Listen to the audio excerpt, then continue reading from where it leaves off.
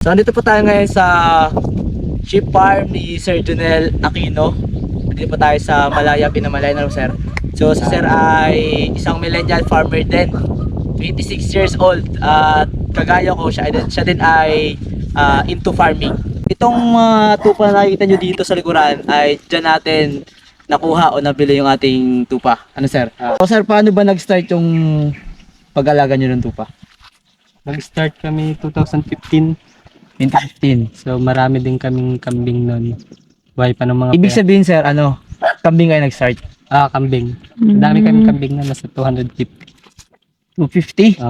Tapos sabi Heads? 250 heads. Ano po yun? Upgraded na or native? Upgraded 'yon. Upgraded? Ibig sabihin ay mga ano, pure breed? Pure breed na kasi ang lahi noon galing DA. Over Anglo 'yon. Buang. Buang naman. So may kaibigan yung tatay ko na may tuba. So trinay namin kung ayos din. Hanggang sa yun, dumami, inalagaan. So, start kami ng siguro 10 heads lang yan. Ng tupa. Tupa. 10 heads na babae? 10 Na heads kasama lalaki. sama ang ram. Tapos, So, bali 9 na babae. Tapos, isang ram. So, yun, dumami. yung after nyo sir mag-alaga ng, di ba meron kayong 250 heads na kambing. So, sabi nyo nga is na ibenta, no? So, after nun, ba't hindi na kayo ulit pumalik sa, ano, sa kambingan? Sa area po kasi kagaya dito, yung area niya, medyo hindi maganda ang damo. So, kailangan natin magtanim ng mga damo. So, kung mag-aalaga tayo ng upgraded na kambing, kailangan maayos yung ating kulungan. Kain kasi yung mga upgraded na kambing, lalo na yung mga full blood, masyadong maselan yan. Hindi kagaya ng tupa na kahit ano kinakain nila. Kumbaga po ang bilang sa nag-aalaga ng kambing at saka tupa kasi ang pinagkaiba ng tupa hindi siya maselan sa pagkain. Initing na pagkain na hindi kinain ng kambing, kinakain pa rin niya ng tupa. So yun yung kaganda kasi sa tupa na hindi siya maselan pagdating sa pagkain. Sa kambing naman, lalo pagdating sa mga may lahing kambing ano po, so kailangan talaga natin magtanim ng ano diyan, ng mga forages, yung mga high quality na mga damo, Tarya grass, mga ganon. Napier, Madre de Agua. Pero dito naman sa paligid niya mukha namang maraming pagkukunan. Kulang yan pag Sa bagay, pero pag ganun 250. Ibig sabihin sir, dito niyo nalagaan yung 250 heads. Hindi, sa Bansud. Yun sa kapatid mo. Okay. So ngayon sir, dun sa 10 heads na inalagaan nyo, siyam na babae, di ba? Siyam na babae, isa lalaki. Magkano yung initial capital nyo dun? Hindi ko masabi kasi tatay ang ano nun, Ang nagmamanage. ang nagmamanage yung buhay pa. Pero nung time na yun, sa tingin nyo, estimated lang. Siguro mga 60 siguro. So ngayon sir, ilang heads na ng tupa meron ka ngayon? 25 heads. 25 heads. Sa loob ng ilang years? 9 years na no? 9 years sa pag-aalaga ng tupa. 2015 ka nagsimula, di ba? 2015. Masasabi ba natin na nabawi nyo na yung pinuhunan nyo sa Bawing-bawi na. malaking na? Malaki. Magagamit pati siya sa ano, pag kailangan. Kasi unlike sa baka, Like sa baka, medyo mahirap i-dispose, no? madali dispose. Pero yung pakain, pag-aalaga. Pag-alaga. Kasi sa baka, ang sekreto naman sa baka, kung gusto mo talaga negosyo, papatunar ka. Bibili ka ng Bibili ka ng mga payat, gano'n. Pero pag ikaw ay yung magpapaanak, matagal yung breeding.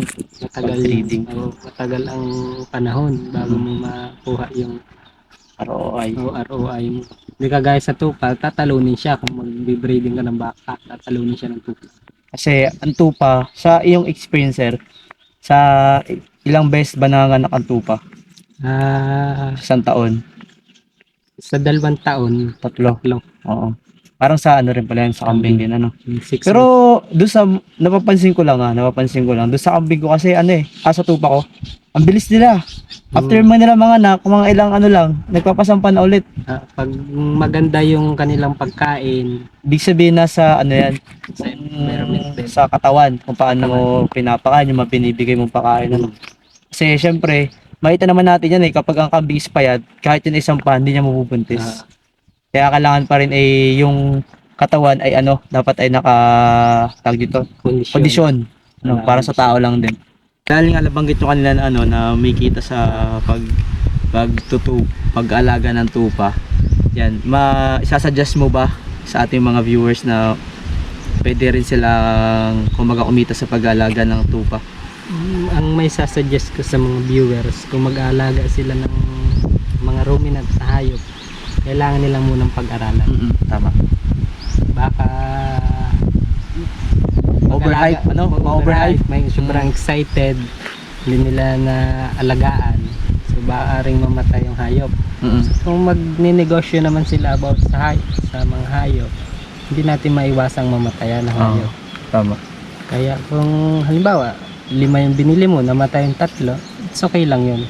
Kumbaga, nasa process pa rin kasi na learning. Process din sila ng experience. Based on experience kasi yan. Sa inyo ba, sir, sa inyong experience dito sa pag-aalaga ng kambing, may instances na ba na namatayan kayo ng sobrang dami? Namatayan kami ng sobrang dami sa panahon ng dun sa kambing nung tag-ulan.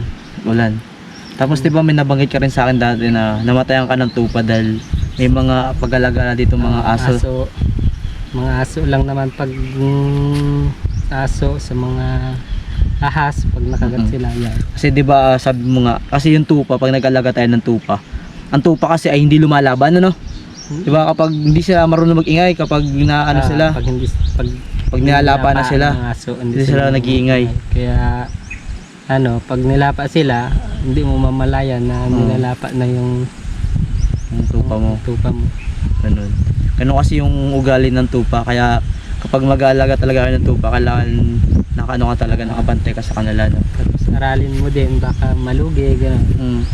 Pero so far wala pa namang experience na talagang parang abot na kayo sa point ayaw na mag-alaga ng tupa dahil yun nga sa naranasan nyo na namatayan kayo, ganyan yung mga naranasan nyo. Wala naman kasi kung nasa nasa tao yan sabi nga nila kung sa negosyo, kung susuko ka, hindi talo ka, kailangan pag namatayan ka, it's okay lang yun kasi may yan may babalik yan. Lang sir, ko lang. At di ba agriculture student kayo? Graduate? Entrepreneurship. Entrepreneurship. So yun yung natapos si sir sa Minskat din. Ngayon ay Mindoro State University na. Yan talaga ang maganda So isipin nyo isang millennial farmer. Millennial farmer na into business at the same time ay siya ay nakapagtapos ng pag-aaral. Hindi lang puro diskarte, kailangan may diploma pa rin. Kasi di ba trending yung diskarte diploma Pero syempre, sabi nga natin, yung diskarte naman kasi nakukuha natin yan habang tayo nag-aaral sa school. So, iba pa rin talaga may diploma. Iba pa rin may diploma kasi talaga yung diskarte, kayang kunin yan. Yung diploma, kaya din kunin pag sisikap ka. So, ayan isang farmer, isang entrepreneur, tapos syempre nakapagtapos na ng pag-aaral. So, ito si Sir Junel. Kaya sa mga kabataan dyan na syempre na alam ko na minsan ay naliligaw na landas, isang inspiration, isang huwaran si Sir Junel. So, sir, ano ba yung masabi nyo pagdating sa pagkakaiba ng kambing at saka ng tupa? Ano bang para sa tingin nyo is madaling alagaan? Ano yung pagkakaiba nila para sa inyo? Yun nga sa sensitivity ng hayop. Yung kambing masyado siyang lalos pag mga pure breed, full blood, masyado siyang sensitive. Hindi siya pwedeng pag-alagala lang dyan. Hindi siya pwedeng kailangan mo siyang talagang yung full attention mo sa kanila nandoon. Hindi kagaya ng tupa na pwede mo siyang iwanan kung basta may sapat ka na kulungan nila. May pagkain. Yun lang. Itong pinapastulan sir ng tupa. Ilang hektarya ba to? Hektarya ba o gano'ng kalaki? 3 hectares. 3 hectares to. Bale, mula dito sa baba. Sa may kalsada. Ibig sabihin yung dinaanan namin doon, may part pa rin ng inyo So bale, ito sir, ano nito, wala, ito lang yung may bakod talaga. Nakabakod yan, paikot. Paikot lahat. Tapos nakano siya divider. Mm. Para kung ano, wala nang damo dito sa kabila naman. Okay, parang ito yung maganda kapag may mga bakod, di ba? Yeah. Kasi hindi agad maubos yung pagkain. Gawa ng kapag kasi isa na ano lang, isang malaki lang na kulungan tapos walang division. Ubos lahat. Tapos sa nangyayari is ikot-ikot lang, pag-alagala lang yung mga alaga. Minsan hindi nabubusog. Nangubusog. Yun ang maganda dito. 3 hectares. So ngayon sir, kaya 25 beds na lang kayo kasi nagdi-dispose din naman kayo ano. Nag-dispose kami ng nakaraan. Bali sir, dito ba sa atin magkano ba ang bentahan ng ano, ng tupa? 350 na ngayon sir sa ano, sa buhay. Deliver yan sa dito Oriental Mindoro. So pag medyo malayo at isa lang ang order, so dagdag na lang sila ng panggas. Pero nagdi-deliver kayo all around Mindoro? Occidental o Oriental lang? Oriental lang. Kasi meron pa ata mga kailangan papeles kapag... Pag okse, kailangan mo ng ano na doon, veterinaryo. yung para din sa magtatawid. Permit, kailangan. Di ba pag tayo ay kukuha ng livestock, na animal sa ano? Kailangan mo kabila. siya ng ano. Kasi nung hindi ko alam ha kung dati di ba anong problema ang baboy, so kailangan mo permit. Hindi ko alam ngayon kung pwede mag-deliver sa okse. Ito sir, mga tupa nyo dito, mga ilang buwan na yan? Lagi ba kita? Ilang mga tupa nyo dito? Ilang buwan na yan? Ilang months? Alin yung maliliit, yung malalaki. Itong kalimitan, itong mga maliliit na to 1 month yan. 1 month pa lang. Tapos itong mga inahin na to, mga dumalaga. Mga mother na yan. Mga ilang months itong isang itong kalait na yan? Yung maliit na yan, yung 1 year na yan. 1 year? Pero pinapasampan nyo na yan. Mga ilang buwan po kayo bago magpasampa? Yung pagkaanak, ano naman yan sila, depende 2 months, minsan 1 month nagsasampa na yan sila. After ng pagkapanganak nila? Ka 1 month. Alam naman ng ano yan, turo. Bale sir, paano yung ratio ng inyong RAM sa dami ng inyong ng mga babae? Tupa, pwede na ang 1:10. Sa 10 tupa, isang RAM. Pero kaya naman yan ng isang tupa, isang lalaki.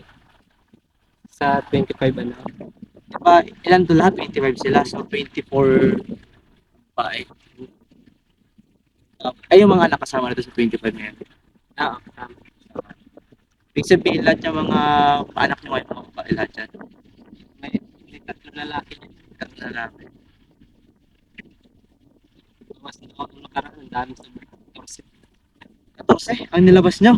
na lalaki. Kasi sobrang dami lalaki. Dami lalaki nung nakaraan, walang babae nun eh. Paano sir ang market plan? Yung mga bumibili sa inyo, mga mag-aalaga din o mga hotel? Mag-aalaga. Mag-aalaga din. Kalimitan Mga yan. breeder din. Kalimitan na bumibili sa ngayon. Siguro kasi mga hotel, hindi kaya supplyan. Pero marami siyang kumukontak ng mga hotel. Kasi syempre, ang mga wala naman tayo kasi makita na karinderya na ng tupa, di ba? Wala pa sa ngayon sa mga malalaking hotel, wala pa. Ang kumukontak sa akin yung mga farmers din. Mga farmers din. Gusto mag-alaga. Sa market siguro kulang. Dito sa atin sa Mindoro, di ba? Parang hindi pa masyadong kilalang pero sa ngayon, mga taga anong lugar po yung mga bumibili sa inyo dito sa Oriental? Taga Pinamalayan, taga Bansod, taga Kalapan. Meron sa Kalapan. Berto yung iba. Meron sa Berto? Meron. Dito kasi sa amin po ay hindi pa masyadong talagang organized yung sheep farming masabi nyo talaga na sa palago pa kasi sobrang kukunti pa lang. Sabi nga ni sir kanina pagdating sa market, ang mga kumukuha pa lang din talaga is mga kapwa natin, mga farmer. So yung mga hotel, mga restaurant na kumbaga mga malalaking hotel, kasi kalimitan naman po ang sheep ay hindi naman natin yan nakikita sa mga karinderya, sa mga tabi-tabi. Kalimitan sa mga high-end restaurant talaga nakikita yan. So yun yung naging isa pang ngayon, kumbaga malaking challenges sa mga farmer natin na nag-aalaga ng tupa, kung paano talaga i-market ang ship, ano po, kasi yun nga, limited pa lang. Bukod sa wala pang, hindi pa masyadong kilala, is limited pa pati yung bilang ng tupa natin dito sa Oriental. Kung ano man siya ma-market, hindi kakayanin ng ano, supply. Oh. Masyadong mataas ang demand, mababa ang supply. Ano ba sa ratio ng ano, ng tupa? Ano? Sa isang hektarya, ilang heads? 25. 25. Dapat ano yun, may mga damo. All year round na yun.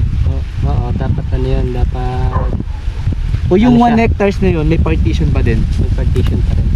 Kasi dapat may partition kasi kung halimbawa itong lugar na ito, ubos na. 1 week dito sila tatae para sa ano din nila yun eh, sa kalusugan. Kasi ammonia. Oo, ammonia. Dito sila tatae. So yung mga bulate, after 1 week, may bulate na yan, aakyat yan sa damo. Sa damo. Sa kakain nila. So magiging ano sila, Parasite. parasite. Ah. So, kailangan natin ng separation sa mga boundary, sa mga bakod para ano, para yung maiwasan natin yung Kasakit. kasakit ng mga ani. Kasi yun yung kalimitan ano eh, kalaban natin eh. Pagdating sa livestock. Wala naman silang mga nakakahawang sakit na. Wala naman silang nakakahawang sakit tulad ng mga baboy na nagkakaroon ng ESF. Wala pa. Ang kalaban lang talaga kalimitan pagtatae, ubo, sipon. Yan. Sa inyo sir, ano yung mga sakit na naranasan nyo dito sa inyong mga lagang tupa na patingin nyo ay nahirapan kayo gamutin? Na, ano yung may isa siyang ano eh, bulate na makukuha mo lang siya sa yung matubig na lugar. Palayan. Malaas, yung matubig na lugar. May nakuha kaming bulate doon na pinatawag na lockworm na yung ano yun, hindi ko alam, hindi pa ako ano sa pamorga niya.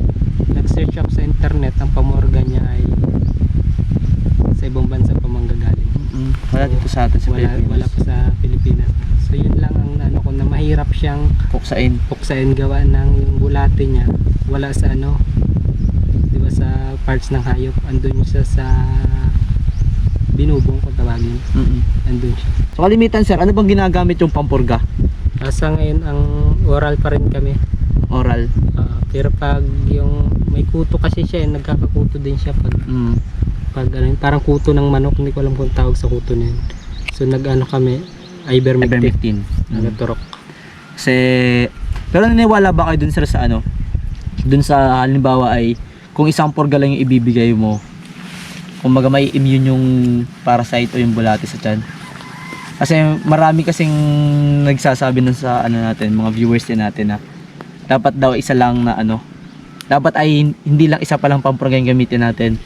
Gumamit ka rin ng iba't ibang pampurga. Depende yun sa ano, sa bulate. Depende sa bulate. Kasi yun nga din yung mga sinasabi ng mga vet. Kaya mas maganda talaga na sa makikipag-ugnayan pa rin kasi sa mga vet. Kasi sila yung talaga yung may mas alaman eh. Alam nila yun eh, kung anong dapat gawin. Kasi alam ko kasi tinetest yung tayo nun eh. Tinetest. Tapos kung ano makikita ang parasite doon, tapos may ipiprescribe sa inyong gamot na para puksain yung bulate na yun. Ano? Kagaya nung na-discovered namin na yun, ano, wala pala siyang pampuksa dito. Pero paano pag naman yung mga tupa natin ay nakakaranas ng heat stroke? Ano yung ginagawa? Malala yung ano, heat stroke na hindi na siya makakatayo. So wala naman tayong hospital pa ng mga vet dito. So mahal din kung gagastusan natin. So, ang ginagawa natin, kinakatay na lang natin sa kutsilyo pala. Ang gamot. Sa mamatay sila kasi mamamatay din sila eh. Wala bang ano, kumbaga first aid alternative na pwedeng gawin natin? Ang unang gawin nyo lang ay lagay siya sa yung makanlong. Pag obserbahan nyo kung hindi siya makakatayo, so mag-decide na kayo na kung anong gagawin. Pwede bang ano natin yan? Halimbawa ay kumuha ng basang towel tapos punasan? Pwede rin. Pwede rin ano? Kasi para ang ano kasi ng heat stroke ay sobrang excess ng ano, init ng katawan eh. Lalo sa atin dito sa Oriental, nararanasan talaga natin yung sobrang init ng panahon. So kalimitan, ito talaga yung nagiging problema ng mga alaga natin. Kaya napakahalaga talaga ng tubig. Pagbayan ng tubig. Bali sir, dito sa inyong alagang mga tupa, nagbibigay din po ba kayo ng feeds? Ipa. Ipa lang. Pag ngayong mainit at yung ipa, huwag mo lalagyan ng asin. Kasi maaari silang ma-heat stroke. Kasi ang asin minsan, siya sa nagpapa-heat stroke din ng hayop. Ang ipa sa English ay rice bran, di ba po? Rice Rice bran. Ano yun, yung nakukuha sa gilingan o yung... Ako ka sa gilingan. Di ba may ipa na ipang mais, Ay, ipa ng palay. ipa ng palay? Rice bran. Rice bran talaga. Kasi, di ba may mga doon, yung pino, may mga... Pino. Rice bran D1 po ba yung mga tawag-tawag nila? Yung ano siya, yung pino. Pino. Tapos sinalagay nyo ng molasses o tubig lang? Ipa lang. Ipa lang. As in, ipa lang. Walang tubig. May tubig. Gano'ng kadami yung ratio ng tubig sa ipa? Sa isang tabo, nilalagay lang namin dun. Hindi ko sinusukat nilalagay lang tansya-tansya. namin sa pakainan. Yung sa gulong. Tapos nilalagay namin ng maraming tubig. Para yun na rin yung kumbaga double purpose na yun, no? Kapag pakain ka na ipa, naroon pa sila ng tubig. Sa umaga mo papakainin nyo, mga 10 o'clock, paglalabas na sila. Kasi pag hapon, sila'y busog. Pag pinakain mo sila ng ipa, pag nag-bloated siya ng gabi at hindi mo namalayan, patay yun kinabukasan. Okay, so ibig sabihin, kailangan din talaga, Oo. Kailangan hindi mo siya pakainin ng busog. Ng ipa. Alimbawa, kung magpapakain ka ng ipa sa hapon, busog na sila nun eh. Oo, di ba? Wag na magpapakain ng ipa. Dapat ang ipa pala, hindi ka pa nagpapalabas. Hindi pa nagpapalabas. Parang pinaka-merienda nila sa umaga. Parang umagahan. Ganun. Ganun din sa feeds. Kasi yung mga feeds, nag-i-expand yan sa tiyan eh. Kasi kung busog, alam ba, kahit naman tao, pag busog, pinakain mo ulit. Pinakain, kumain huli, tapos nag-expand, sasakit ang tiyan yan. Kailangan sugod sa ospital yan. Pag ayos na atin, wala tayong ospital. So kung hindi marunong yun, halimbawa, hindi pa yung nag-aalaga. So maaaring mamatay yung hayop. So iyan yung tips, isang kailangan tandaan din ng mga bago pa lang sa pag-aalaga ng ruminant. Hindi lang sa tupa, pati na sa kambing, baka, kalabaw. Mga ruminant natin, mga hayop. So, pagdating naman sir sa sa kulungan, ano po ba yung isasuggest nyo? Dapat po ba ay nakaangat, naka-elevated, o pwede na yung ganitong itsura na ano? Sa kulungan naman, sa tupa, mas maganda pa rin yung nakaangat. Oo. Kasi yung yung gas ng tayo nila, hindi nila maamoy. Kasi pag naamoy nila, maaari silang magkasakit. Yan yung kaya elevated talaga yung magandang, kasi marami na tayo nakikita na nag-alaga na ng tupa na nasa side lang. Parang yung kino-convert lang nila yung dating piggery, ganyan. Tapos nandun na yung mga tae ng alaga nila, tapos nililisan lang nila. Pero yung kasi yung amoy ng tae at saka ng ihi, yun yung toxic para sa kanila, Toxic. Kaya minsan talaga kahit anong pakain, sabi natin unlimited na yung pakain, nagbibigay pa ng feeds. Tapos yung mga vitamins na binibigay is regular naman, pero payat pa din. Kasi pagdating naman sa sa goat house natin, sa cleanliness ng goat house. So yun lang sir, pang kumbaga po ay panghuli lang. Ano po ba yung pwede nyo maipapayo din sa mga kapwa natin, mga millennial farmer, o sa mga farmer natin po, mga viewers, kung gusto nila pumasok sa ganitong uri ng business? Ang mapapayo ko lang, pag-aralan muna nila. Siguraduhin nilang sapat na yung kaalaman nila bago sila magsimula. Para maiwasan nila yung pagkalugi sa gantong mga lagain. Kumbaga po ay mag-invest muna sa learning bago pumasok. Kasi kayo sir ay agriculture student kayo. Kaya kumbaga may knowledge na kayo, may background na kayo. Kailangan talaga aralin muna. Aralin muna. So bilang isang agriculturist / farmer, entrepreneur, so ang mapapayo ni Sir Junel sa atin is kailangan muna nating aralin bago tayo pumasok sa isang bagay. Po. So kasi ang pag-aalaga ng ruminant is napaka mahirap din. Po. Kasi marami tayong na-hype nga sa social media. Gaya-gaya kasi akala nila maalwan, madali ang buhay, kumbaga masarap dahil paalaga lang, ganyan. Pero ang pinakamasakit kasi doon kapag namatayan ka ng alaga. Mahirap din talaga. Tapos talo na kung mga alaga mo, katulad sa kambing, kung may mga alaga kang full blood, laki na mawala sa'yo once mamatayan ka.